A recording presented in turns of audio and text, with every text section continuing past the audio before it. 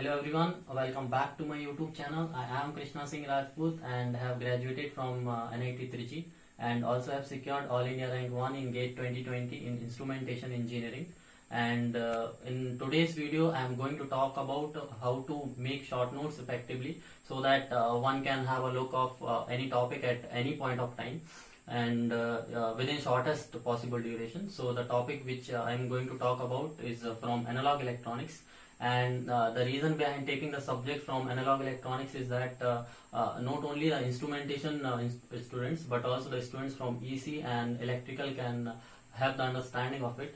And the another reason behind taking the topic from analog is that sometimes it is quite possible for students to summarize the topics from other subjects, but when it comes to analog electronics, it is not going to be so easy because the subject is going to have diagrams only in it. And the topic which I am going to demonstrate today is BJT, bipolar junction transistor, and the link for the notes I have provided in the description below. So the notes are going to be around 45 to 50 pages, that too because I used to write doing partition in the notebook. So in general the topic BJT is going to take around 95 to 100 pages, and at the end of this video we are going to summarize all those 95 to 100 pages in maximum 5 pages. So before we proceed further, I would like you to request, please pause the video here and download the notes from the link provided in the description, and then we'll proceed further.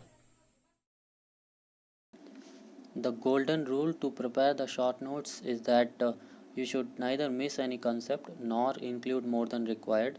Short notes are just to tell the complete understanding of a particular topic in an effective manner so that we need not have to look back into our notebook. So let's begin our topic, BJT, from a gate point of view.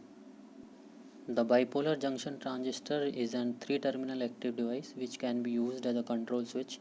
There are two types of BJT, NPN and PNP, and one should have the clear idea about its relation, which is non-linear, linear, and also what is an early effect. And the fourth relation is not very useful, so we can neglect it. And then we should be very clear about DC analysis of a transistor, that in which situations it is going to work in cutoff region, active region, saturation region, and inverse active region as well. And then we should have idea about its current relations, and then what is an age of saturation, and when multiple BJTs are tied at one end, then how they are going to respond. And then what is meant by biasing a BJT, and then how we are able to get independency from beta values, and then how the drift problems are compensated, as well as the early effect compensation is really important. After DC analysis of the transistor, the most important topic is current mirror, that how we are able to get the constant current out of them, and what is Wilson current sources, and then uh, how current mirrors provide the thermal stability, and what will happen if the transistors are connected in parallel. In addition to that, how the base current is compensated when multiple transistors are connected in parallel, and then what is the main use of using the differential structure of transistors. And then in short, one should be very clear about all the configurations of BJT, that how it is going to behave in common emitter mode or common base mode, and common collector mode as well, that how they are going to provide phase shift or working as a current buffer or a voltage buffer.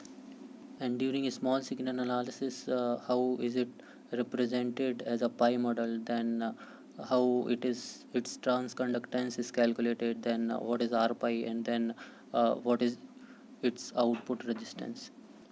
And then another important area from where the questions are being asked very frequently is how to calculate the resistance when we are seeing it from the base, that voltage by current ratio is whether r pi or r pi into 1 plus beta times re, or while seeing from collector how it is going to be, whether it is 1 by gm or 1 by gm plus r by beta plus 1. So it's all depends on its different configurations.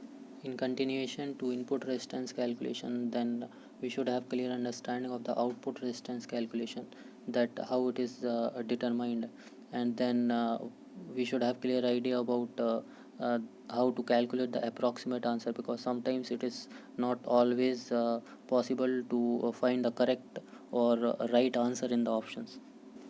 And then what is Miller effect, and why is it not being seen in common base or common collector amplifiers? And then moving to the wideband amplifiers without affecting the gain, how we are able to improve the bandwidth, then how to derive the cascade and different connections.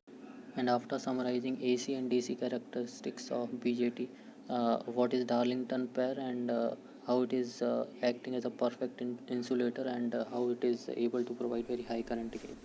So I hope that all of you have got the idea that how to summarize a topic and make a effective short notes. And also I have attached the short notes link also in the description below, and you can download it. And if you have any further suggestions that I should make videos on, you can mention it in the comment section. Thank you.